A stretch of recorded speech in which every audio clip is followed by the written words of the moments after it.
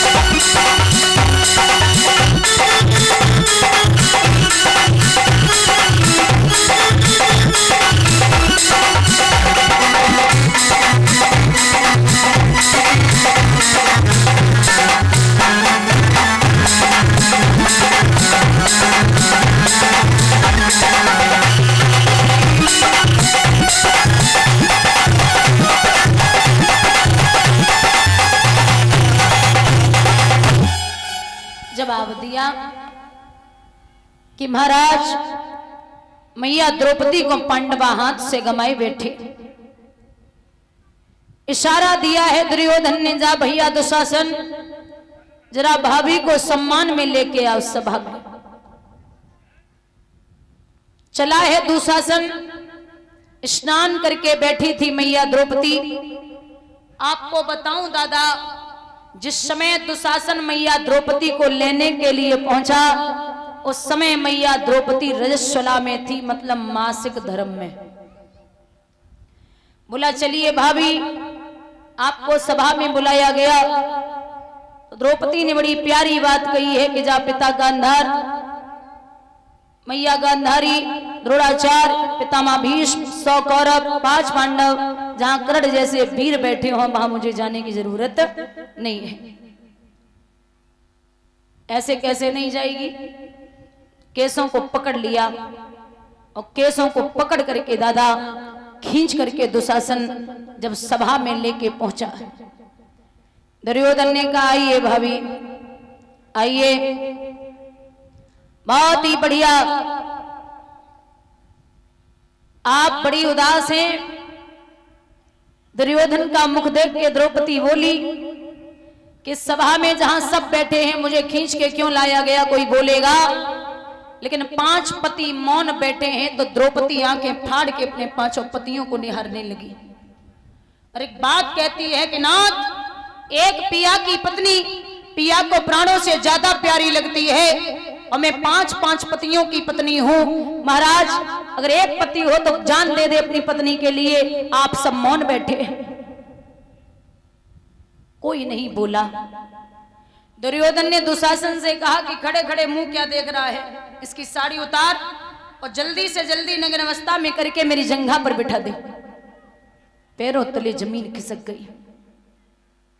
आप जीवन में किसी की भी इज्जत न कर पाओ तो दो लोगों की इज्जत जरूर करते रहना।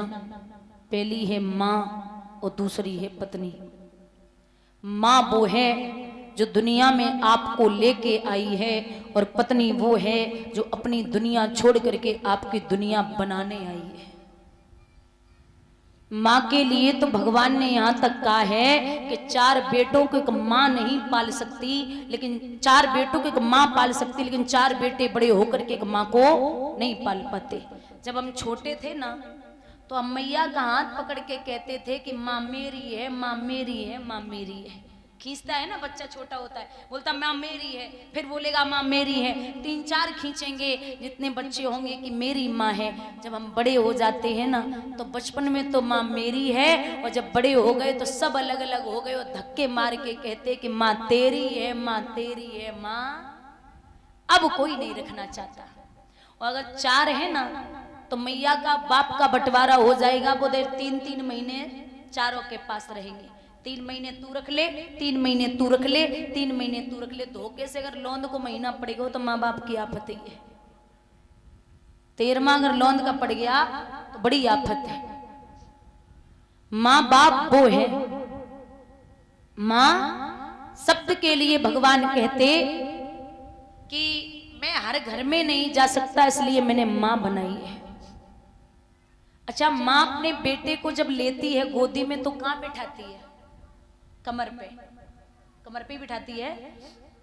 माँ का इशारा होता है कि जहां तक मैं देख सकती हूं वहां तक तू भी देखे।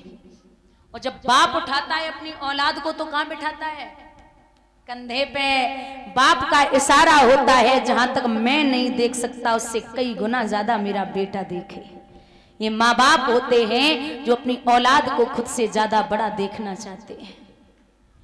एक जवान बाप और बेटा बराबर का हो जाए युवावस्था का, और बेटा ये बोल दे कि तुम कुछ नहीं जानते, मैं सब कर लूंगा, तुम्हें बीच में बोलने की जरूरत नहीं है, तो जवान बाप भी बूढ़ा हो जाता है। और बूढ़ा बाप हो, बिल्कुल शिथिल शरीर हो, और बेटा ये बोल दे पिताजी आपके हिसाब से ही काम होगा, आप बताओ क्या करना है, तो बूढ़ा बाप भी जवान हो जाता है।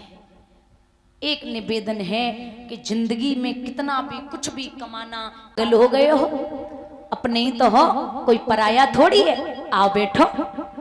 बेला फुसला के बिठा लिया, जागो दुख विधाता देही, बाकी मत पहले ही हरे ले। अच्छा एक बात बताओ, अकल कैसे आती है? बादाम खाने से है? कुछ लोग कहते हैं बादाम खाने से अकल आती है। आती है क्या? हाँ आती है, लेकिन मैं कहती हूँ कि 5 किलो बादाम खा लो, जितनी अकल 5 किलो बादाम खाने से नहीं आएगी उतनी अकल आदमी को एक बार ठोकर लग जाए उससे आ जाती है। बोलिए गोविंद भगवान की। ठोकर लगने से जरूर आती है। तो यहाँ पांडवों को बिठा लिया गया। जब पांडव बैठे सब कुछ हारने लगे, विद्वान लिखते हैं